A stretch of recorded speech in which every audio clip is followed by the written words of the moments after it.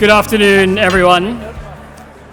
I'm Robbie Tilliard, and I lead Behavioural Insights team's UK practice, focused on making work better, getting people into good work, and improving the labour market.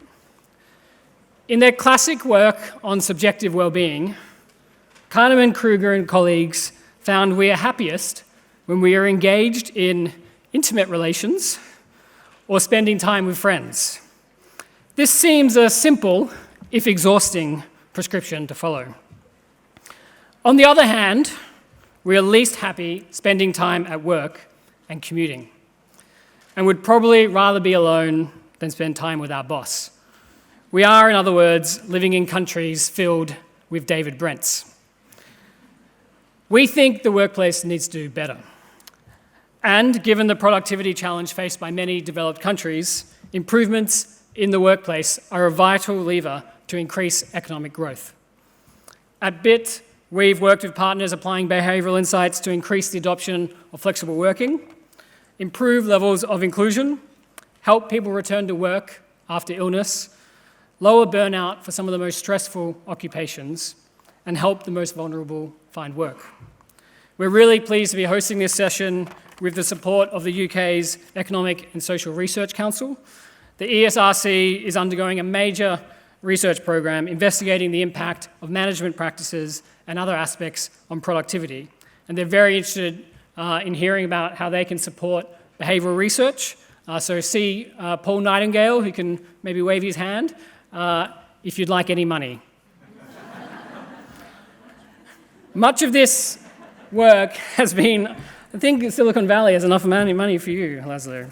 Much of this has been inspired by the work of our next two speakers. Katy Milkman is a professor at the Wharton School at the University of Pennsylvania. Her research in workplaces helps us think about how to keep our commitments, improve diversity and inclusion, change our habits, and create behaviour change at scale. And if you like what you hear today, we can also endorse her podcast, Choiceology. Meanwhile, Laszlo Bock is the former Senior Vice President for People Operations at Google, the author of a book anyone interested in organizational behavior should have on their bookshelf, Work Rules, and now the CEO of Humu, a company making work better through science, machine learning, and a little bit of love. Today, they're going to discuss lessons from science and on-the-ground experiences using behavioral insights to make the workplace more engaged, diverse, inclusive, and productive. After a conversation, they'll also take some questions from the audience. Could you please give them a warm welcome?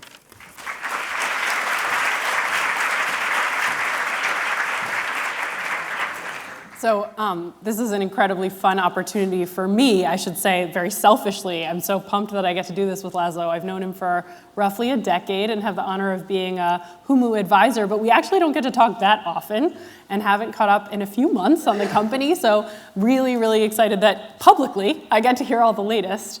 So I actually just wanted to start, Laszlo, by asking you the obvious question on everyone's mind, which is, can you tell us a little bit about, both why you started Humu and exactly what you've been up to for the last 2 years since leaving Google, where you were leading teams to be better and individuals to be happier? Thanks. So one of the insights I had at Google, along with my co-founders who happen to be from Google as well, although the company's now, we're only about 10 or 15% former Google people, was that once you get big, and big is defined as more than a few hundred people, it's really difficult to drive any kind of change in organizations. You can give people papers to read, sometimes they do, sometimes they don't. You can send them to training, and often that has an interim booster effect, but no long-term effect. You can hire consultants to tell you what to do, and that's a very expensive thing to do. Or you have leaders say, here's the direction we're going in, and it's really hard to activate everyone in an organization and align them. And it's part of the reason why there's sort of this, engagement hasn't changed, and engagement is kind of a BS construct, but for lack of a better one. It's part of the reason why company performance reverts to mean. And what somebody pointed out was one of the things we'd been doing while I was at Google was, rather than trying to drive like any traditional change mechanism, we were using choice architecture and nudges, tiny targeted interventions to drive massive behavioral change.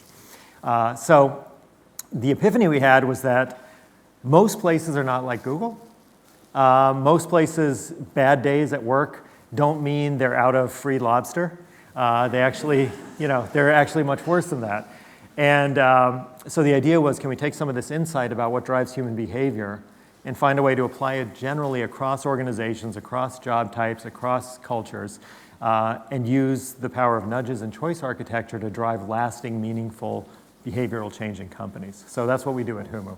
We identify what behaviors people should change to have the biggest impact on productivity, retention, eudaimonic happiness, innovation, and inclusion, and then we use nudges to change those behaviors. And it turns out it works really, really well, far better than we had hoped. Not in all cases, and not always better than we hoped, but quite well so far, so we've been really fortunate. But one of the things Katy started up, along with her colleague Angela Duckworth, at about the time I was leaving Google, was an initiative at Wharton called the Behavioral Change for Good, which was all about actually a similar idea about how do you actually drive mass-scale behavioral change. And while we focus on companies, you have a much broader focus. So I think it'd be great, in the interest of conversation, for people to also hear, like, what is that, and how's it going, and what's cool and new about that. So you're actually witnessing our catch-up, because I'm an advisor to Humu, and Laszlo is an advisor to our initiative at Wharton. So there's like a little bit of a hidden agenda. And we only advise each other on stage at conferences. Exactly, yeah. It's a twice-a-year commitment on stage at a different conference. Always in nice cities in the world.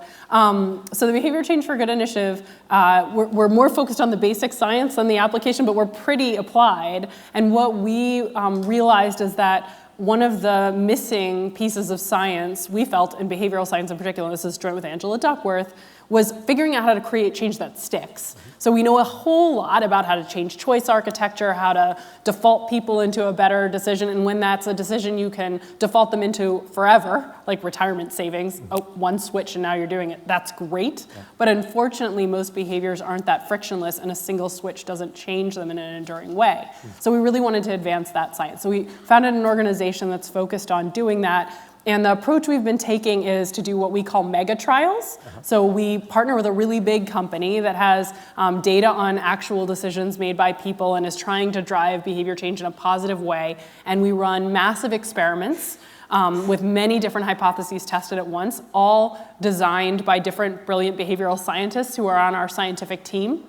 And by doing that at scale, we can really advance science much faster. Instead of one study being run every 5 years, roughly, on this topic, we see 20 run in parallel in a 2-year time period, and we can make apples-to-apples comparisons about what works best. So that's what I'm up to. Not that different, actually, than what you're up to. How do you...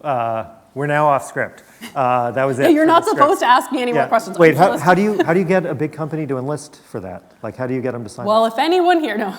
Actually, we've been incredibly lucky in that because we have funding from generous donors and foundations, and we're bringing scientists, of course, they do this pro bono. Yeah. We've had a lot of luck when we sort of go to organizations and say, hey, do you want to sign up for us to give you a bunch of ideas? All you have to do is share data and let us play. We've gotten a lot of yeses. That doesn't mean that there aren't, hassles, but we've been, so our first partner was 24-Hour Fitness, large gym chain. I am not allowed to name our next partner quite yet, but probably in a couple weeks I will. Big medication adherence study is going to be next, and we've done some work with large school systems. And who is that next partner? I may slip up and say it, so please don't. Well, I'm supposed to ask you questions. Okay, sorry. And this is actually very helpful for us, because one of the things that we're working on is generating insights that can be scaled outside of our little hub at a university and taken into organizations. So I'm curious about some of the most exciting things you've seen come out of academia and be implemented in practice and be useful to organizations like Humu. So when we started Humu, so a lot of, I want to be careful because there's a lot of practitioners in the room. It's easy when you work for a company. Actually, you're at this conference, so I'm not going to offend anybody. If it were a different setting, I'd probably offend people. It's easy if you're in a company to not have academic quality rigor behind the work you do. You read an article, read Dan Pink's book, and go like, oh, here's a solution. And Dan's a friend of mine, he's wonderful. But reading a book and then saying, okay, now we're going to be purpose-driven, everybody read the book, mission accomplished. That's like how most companies approach science in their organizations. And similarly, if you're a startup, I've now seen this, and we looked at startups a lot in my old job. It's easy to just kind of lie about stuff, basically. and again say, here was my experience, I'm going to read 2 papers, I'm going to say, we unbiased recruiting because, we train on your employees and we screen out the bias. And that actually tends not to work very well. Amazon was in the press recently because they built an algorithm to better predict who they should hire, and it screened out all the women because they trained on their existing population, which has very few women. And so the way they fixed it was they said, let's remove all the words that are tied to gender.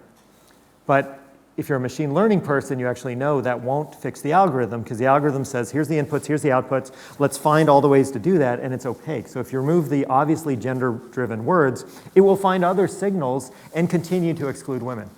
And when I talked to Amazon's head of HR, she said, oh, don't worry, we only had that for 2 years. They hire 50,000 people a year, right? And there's a lot of turnover. Like, that's a lot of qualified women who are not hired. So we started from academia. So we'd done all this work at Google, but then we started from scratch and said, what does the literature say about what things that are controllable by individuals have a causal impact on the outcomes organizations care about and on eudaimonic happiness? And then we started building models. And then we piloted on 20,000 people using Mechanical Turk, and only then did we start working with companies. And initially it was trial and test and pilot. And now, 2.5 years in, we can say with statistical certainty, with academic quality rigor, that we can drive a 2 to 13% productivity improvement for companies. And the mediating factor that does that is increasing eudaimonic happiness, and we can kind of talk through all of that. So it hasn't been a single thing. It's instead been building a model of what are the most controllable things for individuals and the people around them to do differently. How do you have a better diagnostic around what those things are? And then how do you use nudges delivered at the right time in the right combination of people? And that's critical as well, and we can talk about that, to have the biggest change. So it turns out it's a really hard problem, but it's gone quite well. We've been very lucky. That's great. You can just get rid of my cough. Yeah. Sorry, I already warned Laszlo. This is my 4-week cough. Now you're all experiencing it too. And exposed to it. And exposed to it, yes. I'm spewing. Don't whatever. inhale. Right. Good luck. Sorry. Everyone, the exit is that way. So I want to dig in a little bit to, so you said you built it on academic research, yeah. and you're trying to do academic level rigor when you do your evaluations. But I want to dig in a little to some of the insights that you found in academic research that you were most excited to take and apply, and ideally that you even have some proof worked. Yeah. Were there things, particular gems that you said, this is really useful to what we're doing, and you were able to take those and incorporate? And I'll let you think while I tell you what my follow-up question is going to be. Okay. Which is going to be anything that I may forget your first question there, but okay. So successes. Yeah. No, I got, yeah. And anything also that was a disappointment. I guess one of the coolest things, well, one thing that we found was Amy Rosinski's a professor at Yale University. She does work on, or part of her work is on something called job crafting. And she also looks at, do people find meaning in work? And when you combine her work with Adam Grant, your colleague Adam Grant and Wharton's work, Adam Grant demonstrated that when people find more purpose in work, they're more productive. And if you kind of look across his studies, kind of on average, and this part isn't super scientific, but across his studies, if you take a simple average, you get about a 20% lift, 21% lift in productivity. If you can move people from sort of median in terms of finding meaning in their work to 90th percentile. That's not in any particular study. That's me like reading all of them and then kind of, when writing the book, squinting. So that's the least scientific thing I will say today. But it's roughly correct. I'll challenge you on that. I bet you will say something even less scientific. Because that sounds like it was like at least a rough estimate based on numbers. Grapes are the best fruit. It's much less scientific. Amy's work on Amy initially found that only about 1/3 of people find meaning in their work, but that's true across professions. So whether you're a doctor, lawyer, nurse, clergyman, whatever. And so one of the things that can drive finding meaning in work is something that Amy developed called job crafting.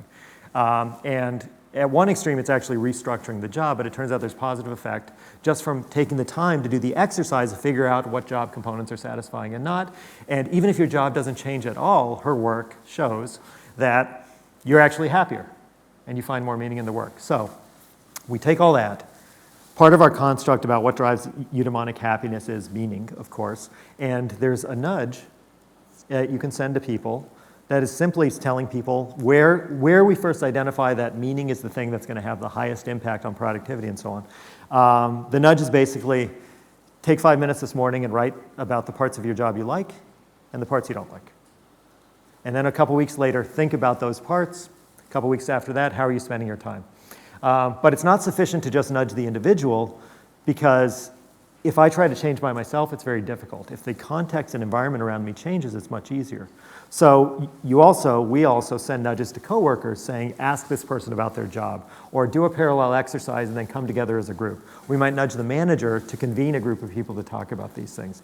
So it's the combination of taking this academic insight, which is truth, right, in the Platonic sense. She's discovered something true about the human experience, and then finding a way to instantiate it in a corporate environment, but also reinforce it by having a collection of people work together. And digitally, which seems to be really important. Yeah. So like everything at scale, everything that you can deliver in a digital way so that you don't have to worry about training, hordes of people to go in and deliver. Yeah, exactly right. So large companies, we talked about this a little in the group at lunch, large companies globally spend $371 billion a year on training. Or at least in 2015, 2016, that was the number.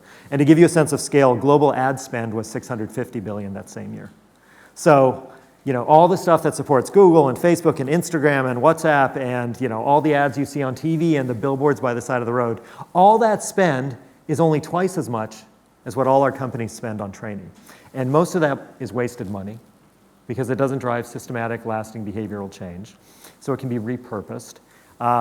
And the way you do it is contextual, customized, complementary nudges targeted at what is going to be most important at that moment in time.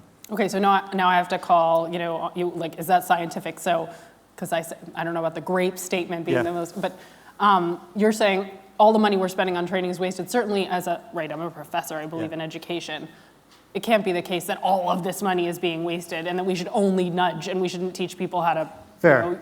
So that's fair. R or whatever. Almost all of that money is wasted. There's one of the companies we work with. They spend over $100 million a year on training, and their head of people analytics did a bunch of analytics on them and came back and said the ROI is neutral. And their CHRO said, "Well, if it's not causing any damage, let's keep doing it." And so that model is like a training as an entertainment form or something? Yeah, exactly. Well, it's like a PR move? So this is why I asked about how you got companies to get on board with this, because I don't know if it's a variation of what's it called? Not the endowment effect. When you give somebody something and they become overly attached to it. That's the endowment effect. You nailed it. Yes. A+. Thank you. From a college I was rejected from. That feels really good. You've never told me that before. I'm so ashamed. Look at anyway, I won't tell you about the people we took. Part of the reason all this training stuff, yeah, exactly. It's not a causal effect. Part of what happens is somebody establishes a training program, and somebody made the point in the session earlier today that you have all these people who, a gentleman from Novartis made the point, and I presume he was not speaking about his own company, but about all of your companies. But that a lot of training programs stem from a leader has a belief that this is important, we should put everyone through it. Or I was at GE, and you had Crotonville, and everybody had to go to Crotonville, and it was this religious thing. But most training efficacy is measured by, did people like it? And sometimes did behavior change, but very rarely. Almost never do other people report that your behavior changed as a result of the training, and almost never is there a business outcome that is measurable tied to this specific intervention. And part of that is it's hard to control for all the variables. So that's why I say most of it is wasted. Or might be. Most of it might be wasted. Most of it is untested. It's wasted. Most of it, no, because if you want to change human behavior, the problem with, take manager courses, send somebody to manager training. You become a new manager, you're going to go to training. Or anytime a new employee is hired, you have some onboarding process. The proportion of that content that they retain is very low. And the proportion of the content that they retain that they then actually put into practice is even lower. And the reason... By the way, I'm super sympathetic to this, but I have to play devil's advocate. No, okay. So for example, Sheryl Sandberg is a friend of mine. We worked together. She left for Facebook. Our kids went to birthday parties. We're not particularly close. I don't want to oversell it these days, but we were for a while. Life is good. I have no axe to grind. However, Just a small X. Lean In was, I thought, a well-written, thoughtful book and had a lot of important things to say. There were a lot of fair criticisms. And 10 years or however many years later, still only about 30% of women, people in executive positions are women. The work environment has not been transformed. And part of the reason is that book spoke to women, and it didn't tell me and people like me, white male executives, what to do differently. And if you want to drive change, you can't just tell this person, you got to be different and not change the environment around them. There was a gentleman, again in the lunch session, economist from the University of Chicago. His first name was Damon. I can't remember his last name. What was his last name? Jones. Damon Jones. And he made the point that interventions are typically targeted at underrepresented individuals, like in terms of employment. Skills training, how to interview, job fairs, things like that. They're targeted at people who are, as much as anything, these weren't his words exactly, but he roughly said, who are the victims of the system.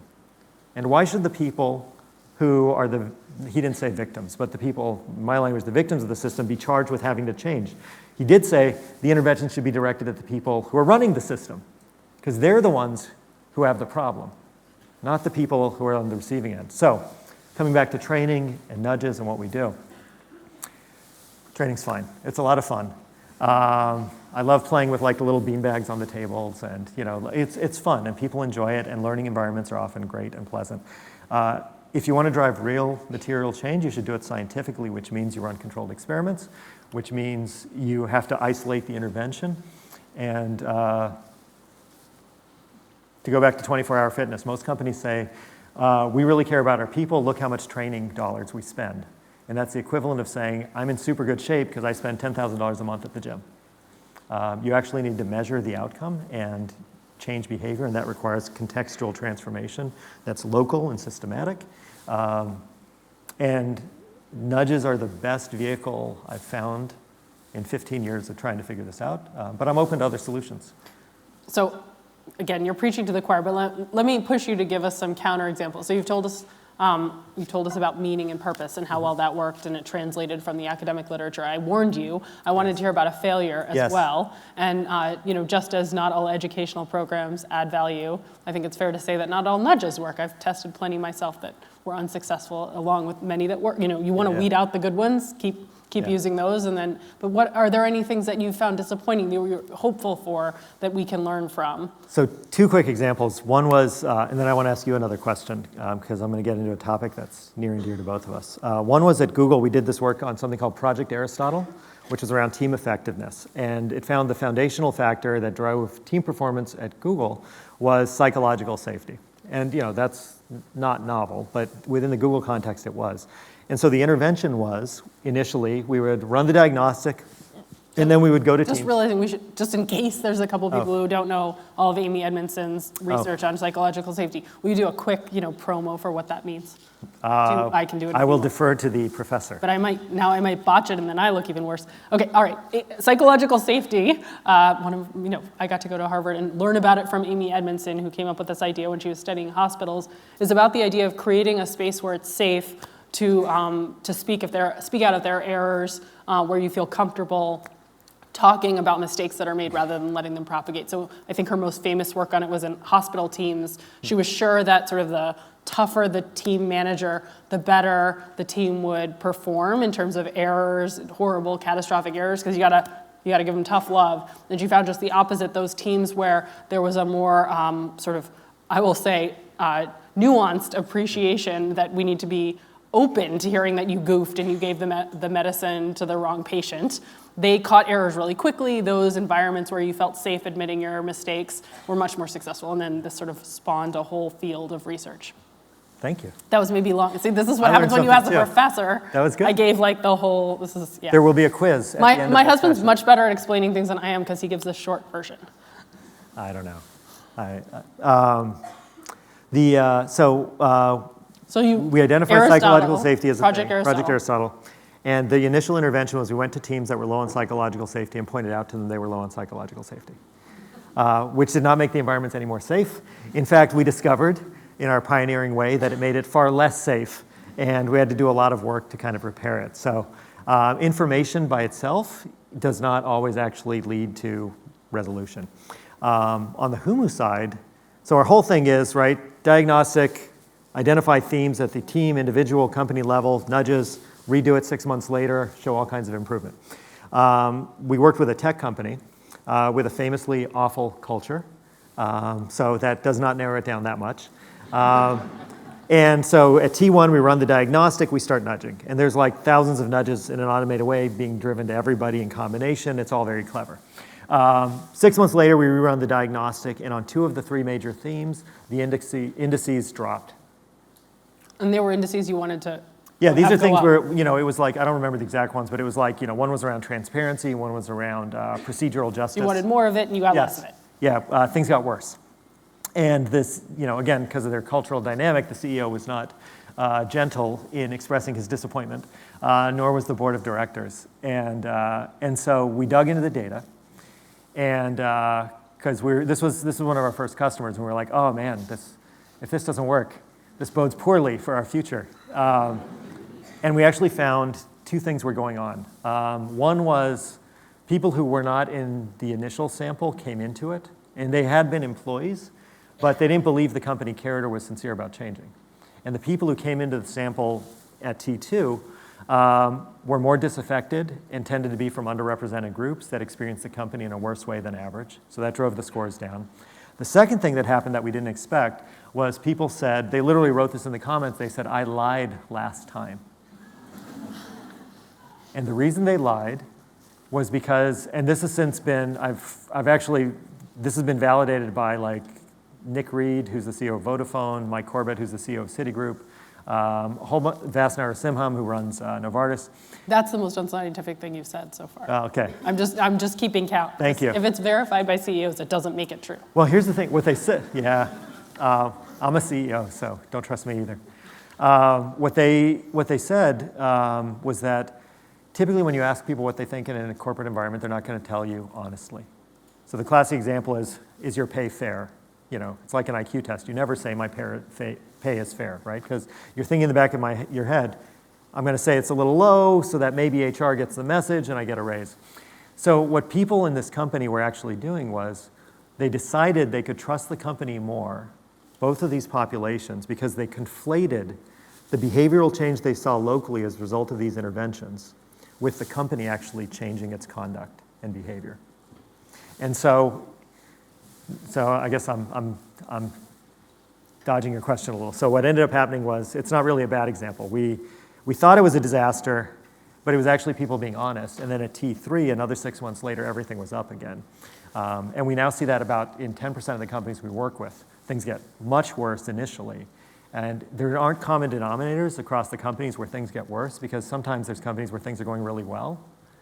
And people have just been reporting saying things are great, and it takes a while for them to believe the company cares. Because the most important thing with when you're doing employee diagnostics is you actually have to show that there's change. So it sounds like the lessons I'm taking away from that example actually are that, one, sample selection bias is a huge deal. You can't have some people you're looking at time 1 and different people you're looking at time 2 because they're not comparable. So you have to have comparable populations to run experiments and do science properly. And then the second issue is it's really nice to have behavioral outcome measures instead of attitudinal ones, because people can't lie with their behavior. Correct. Or I haven't seen them do it yet. Yeah. Let me know when you figure that one out. Yeah. Well, but that brings me back to your work, because psychological safety, one of the other things we've seen is it's a precursor to seeing business benefit from diversity and inclusion efforts. And logically, it makes sense because, although we didn't realize this when I was early in days at Google, if people don't feel safe, you're going to have the same outputs as if the team was homogenous, right? The underrepresented people are not going to take that chance by and large. But if you have high psychological safety, then you unlock all kinds of benefit.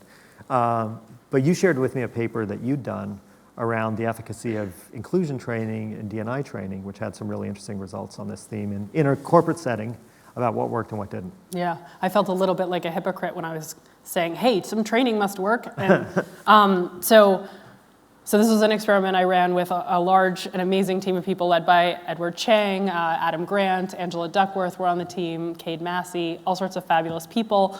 And this group of people came together to work with a really big company that was ready to try to roll out diversity training, which we've all seen. I don't even know of a company that we could name that doesn't have it. Yeah. And it has never been scientifically evaluated in a randomized controlled trial that has been published with behavioral outcome measures, except in like, a university lab, but not at a company. And we said, we need to do this. This is important. And we wanted to make it work. We all believe in education. We work at an educational institution. We said, let's build the best darn training we can, built on science, and measure whether it changes attitudes and behavior. So we ran a randomized controlled trial with 3,000 people. We gave them a digital training. It lasted 60 minutes, built on all of the best principles on, how to persuade people. We teach them lessons based in research. We show them how to use them. We, had an acronym to remember all the tools you use, all that fun stuff. There's video, there's audio. It was really great. People loved it. It did change attitudes. So that's some good news. When we measured that right after you'd taken this training, it's a randomized controlled trial, so one group gets the training, one group doesn't. The group that didn't actually got a training on psychological safety. Perfect. Which is funny. And then we measure their attitudes afterwards. So the attitudes move, although interestingly, attitudes, maybe not surprisingly, attitudes move most among certain populations, and those populations in our group were men more than women, international populations more than, this was a study in, we were publishing in the United States, so we call international anyone who's not in the United States, but it's a large global workforce. So those attitudes moved most, even though actually at baseline, those groups' attitudes were slightly less progressive towards women and minorities. Okay, so that's some good news. Maybe you believe in training now. We measured a bunch of behaviors. And basically we got zilch. The one thing that happened, and this was actually a surprise, is that a little bit of a lean-in effect. So I'm gonna give lean-in its day in the sun after we've knocked it down a little bit. Women who got the training were actually more likely to seek out mentoring. Now, we had built a mentoring program where we're measuring who you're nominating and say you'll take out for a coffee date. And we designed it as a program where people who were invited to do it would take someone junior to them out. What we found is, if you got the training, you actually invited a senior colleague out. And this happens if you're a woman who got the training specifically. So it seemed to, and actually minorities had the same reaction. So it seemed to create some sort of anxiety about, oh no, things are not so great in my workplace, let me look out for myself. But it didn't change biased behaviors that had really no effect whatsoever on the groups we were most targeting.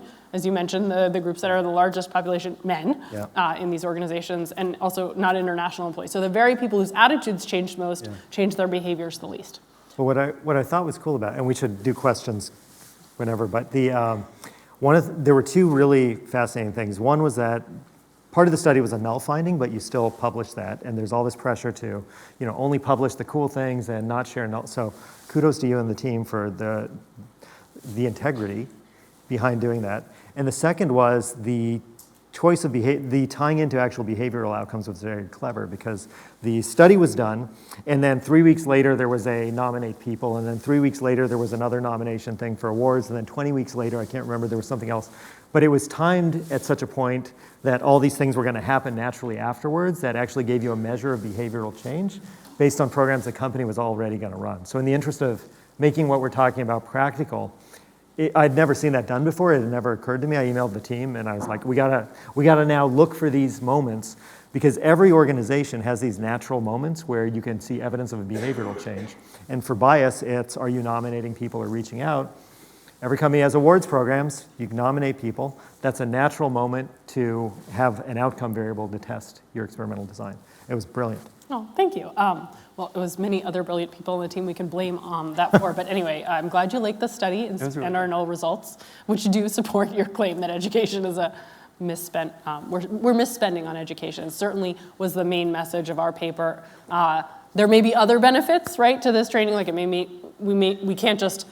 You see Starbucks have an incident like it had, or Sephora in the US. There's a lot of conversation, and these organizations have to respond somehow, and they don't want to just say, like, we're sorry. They want to say they're doing something. So it's an action you can take, and there may be PR benefits, but to claim that solves the problem is problematic. So to turn it back on you, what are the brilliant ideas you guys have come up with at Humu that can take it a step further on inclusion and diversity efforts? Because training does not seem to be doing it. Have you guys come up with other solutions that you're excited about? Yeah, so in our current product suite, the fundamental construct is better diagnostic, better insights, nudges.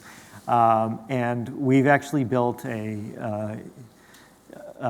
basically, again, an academic model with 7 components about what drives inclusion in organizations. And there are, some of the things you'd expect, like belonging. Some of them relate to team conduct, which is a little harder to measure. And then the mechanism for changing behavior is, again, nudging.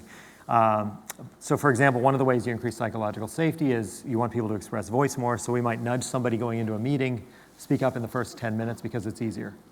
But we would also nudge another person in the meeting to say, if they're the leader, say, ask questions instead of make statements. Or you might get a nudge saying, don't say anything at all in this meeting. And we would nudge some colleagues, some peers in that meeting to say something like, if somebody is quiet, ask them what they think. And out of curiosity, are these phenotypes? So are you like telling the women to speak up more because we have stereotypes that they might speak up less and the men to speak up less? Or are you giving everyone the same message and hoping that by doing so you'll hear more voices in general? So it's tied to, so again, our construct has these 7 elements, and underneath there's sub-elements. So it's tied to what that specific team does. But in our algorithm, we actually do kind of moderate it so that we're not telling, the underrepresented groups to take on the tax of doing all this kind of work, because that would make the problem worse. Kind of the blessing and curse is in most environments, you have like white men as majority, and as a result, they're going to get most of the nudges to take action, even if we didn't do that. But Sure. we find it works better if you do. So, interesting. Should we? Maybe we should open it. I could talk to Laszlo forever, and I forget that you're even there. Yeah. So I might have said some inappropriate things as a result, like calling him out on that wasn't scientific enough. But we would love to take some questions from you guys if you have any. And there's a couple roaming microphones, so feel free to. Right. Sorry. Oh, he also Two stood mics. up. We didn't tell you. Why don't we start there and then the gentleman in the front? Go ahead. That was bad choice architecture. So what are some of the practical challenges you face when you're running randomized control trials in the workplace, given that there's things like contamination and spillovers and things like that? Yeah. So the math is hard, is the biggest challenge. So when we deploy nudges, for example, we always do a 20% holdback. As part of it, we look for homogeneous groups where we can compare. We look for areas where there's productivity data available. So it tends to be call centers, sales organizations, operations, things like that. Then we actually have to do a lot of scrubbing of that data, because if you actually want to attribute causality in a rigorous way, there's not only things like companies typically look at productivity. They don't often consider seasonality. They certainly don't consider the fact that each individual's performance has random variation over time. I have a good day, I have a bad day. So there's a fairly substantial piece of work we do around isolating that. But it's actually essential, because in good conscience, otherwise we can't claim that we're the driver of it. If you're inside the company, the bar's typically much lower. If you think something's going to work and you have science on your side, the people who are making sort of build-buy decisions and your customers, if you will, they typically just want to see that stuff works. So you don't need to have that extra layer of rigor where you scrub all the productivity, and it's kind of sufficient to just kind of have groups that look roughly similar and try it in one place but not the other. But it's a non-trivial task to do it really correctly. It's just the burden of proof is, if you're an internal agent, probably lower than if you're an external agent. Gentleman up here had a question. Thank you for the talk. If we're having problems doing persistent and continuous change, does that imply we're not focusing enough on changing the systems and the context people are in? And more controversially, does that also imply that nudges aren't enough, that we need something beyond nudges to do that kind of deep change? So it depends on context. Again, Damon's point was, at some point you have to get into policy change, right? And structural change. And so that absolutely should be part of it. Inside most organizations, though, what we found is there's so much low-hanging fruit. Nobody ever loves performance management and promotions. They always think the systems are unfair. One extreme is dramatically revamp all of those and make them as fair and robust as you can. But often you can get tremendous benefit by just nudging people to communicate more. So for example, nudge managers and employees that 2 months from now we're doing performance reviews. So manager, tell your employee and talk about performance standards. Employee, ask your manager the question. In the middle of the review process, nudge the executive to make sure you're running adverse impact analyses. Because sometimes it's done at the end, it's too late at the end. Then you have to go back and unwind it with everybody. So the executive nudge is in the middle of the process, do the adverse impact analysis, and then afterwards nudge the manager, go and explain to everybody what it would take for them to move ahead next time. And by the way, nudge them to go to the people who just missed getting promoted. Because often the most disaffected people are the ones who just missed it and all their friends got promoted. And there's random variation in who gets advanced and not, right? Like you got an easy project or not, you clicked with the manager or not. And no company on this planet goes to the people who just missed it and says, don't worry about it. 6 months from now, you'll be fine. It all works out in the end. So a combination of those nudges actually gives you a tremendous amount of benefit before you even have to get into how often do we do it, is it real time or not, and all these things that are actually much more difficult from a change management perspective. I would just add on to that really briefly that, so I definitely agree with the spirit of the point, like nudges aren't everything. We have to do more. We want to change culture sometimes. But I would also say that sometimes nudges can be a way to change things like identity and culture, even though that's not how we typically think of them. The sort of canonical nudge of I default you into retirement savings doesn't change the way you're thinking. You didn't even notice it. But there's a much broader category of nudges. They've been called, Ralph Hertwig calls them boosts, things that actually educate you, change your mind, and shape not only your behavior, but your thinking about things. And so therefore, those can lead to shifts in identity and shifts in culture.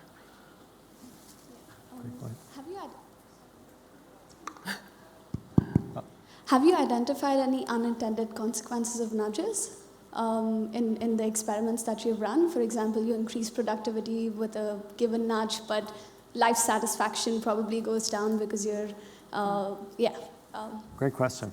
Do you want to go first? Yeah, it's a great question. Like when you nudge one thing, are there crowd-out effects? Yeah. It's a huge concern in the academic literature. And of course, the results, like anything, are mixed. So sometimes it seems like there can be crowd out. There was a study that David Leibson did recently where a nudge on savings in one domain seemed to just basically crowd out, you pay down this credit card debt, but then you take on more credit card debt. But then we've seen other examples, even in the savings domain, where that doesn't happen, and in other settings. So it really does seem to be case by case, which I think means we just have to be very vigilant about this risk and actually try to test for it. But at least the settings where I've seen issue, the spillover isn't like, I made you more productive at work, but then you go home and you abuse your spouse. Yeah. It's more likely to be a spillover in a directly relevant, sort of naturally linked area. Like I get you to save more in one account, but then that just offsets savings in another. So I do think when we think about spillover, it makes sense to think about it in sort of concentric circles rather than worrying. If I get you exercising more, all of a sudden you're going to start, you're not going to take any more vacations. You might eat more. But we have to think about what are the logical spillover risks. Yeah, I'd say in our experience, we have generally not seen issues like that. And the reason is each time we rerun our diagnostic, we identify what will have the highest marginal benefit. So it may be hidden in there because the behaviors that have the highest marginal benefit shift quite a bit over time. So that may be because something was like number 2 and then there's a spillover effect and so it sinks to number 5 and now it pops up to number 1 because we've depressed it. But the overall effect is greater eudaimonic happiness in organizations and greater measures on the other outcome variables. So even if we don't seem to be, but even if we're causing it, it's more than lost. If we're causing a little harm, it's more than swamped by the overall uplift and benefit we're getting. Let's see. Okay. Hi, I work in a big government agency, and as you can imagine, it's quite hierarchical. And we talked about individual level variation versus other kinds of variation. Where would you say if you were going to deconstruct that variance, where would most of it be found? And if you were going to nudge at different levels of an organization, where would you get most return for your nudge? So our fundamental unit of analysis, even though we start with the individual, we aggregate it up to the team level. And we focus on sort of the lowest organizational level. And then we do the math where we sort of look at that versus all the other teams and then roll that up across the company. But we focus on fundamentally the team, not the individual, because our belief, I'll say belief, is that that's where the change happens, right? It's like the Framingham Heart Study in Massachusetts found that, right, if you want to quit smoking, hang out with different people. If you want to lose weight, hang out with different people. So that's where we start. We actually, though, to the second part of your question, we nudge simultaneously at every level of the organization. Because at different levels, you have different amounts of control. Like you have more policy level control at the executive level, and you have more sort of narrative, symbolic power at that level. So we find the nudges we write for people at the executive levels are actually quite different than the ones on the frontline level. And it's the combination of how they interact with each other that's incredibly complicated, but incredibly powerful as well. We just got the time cut off. So on that note, I will say thank you guys for being a great audience and letting us do what we sometimes do on the phone instead of on stage. And I hope you enjoyed the rest of this conference. Thanks for being here. Thank you.